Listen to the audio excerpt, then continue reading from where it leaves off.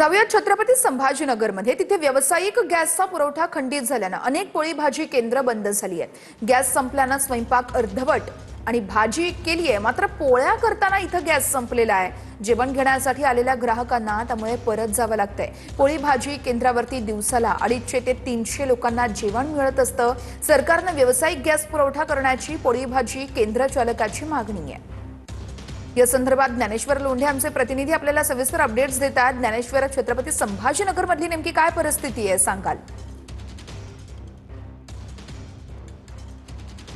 निश्चितच वर्ष आपण बघतो व्यावसायिक गॅसचा तुटवडा झाल्यामुळे पोळी भाजी केंद्राला जे आहे ते मोठा फटका बसलाय। मी एका रुचिरा पोळी भाजी केंद्रात आहे। आपण बघतो या ठिकाणी बटाटे चिरलेत, भट्टीवर तेल ठेवले, मात्र अचानक गॅस संपल्यामुळे जे आहे हा स्वयंपाक तिथं या ठिकाणी राहिला चित्र आपल्याला पाहायला मिळतं। आपण जर बाजूला बघितलं तर सकाळी जे आहे ते या पोळी भाजी केंद्रावर भाजी करण्यात आली, मात्र अगदी पोळ्या करताना गॅस संपलाय। त्यामुळे जे आहे असा पिठाचा उंडा सुद्धा चुरलेला या ठिकाणी आपल्याला पाहायला मिळतो आणि हे स्वयंपाकघर जे आता पूर्णपणे ठप्प झाले। खरं तर या ठिकाणी दिवसभरात 250 ते 300 लोक रोज जेवून जातात, मात्र अचानक गॅसचा पुरवठा खंडित झाल्याने, गॅस संपल्याने आता या लोकांवर सुद्धा उपासमारीची वेळ आली। अनेक महिला ठिकाणी काम करतात।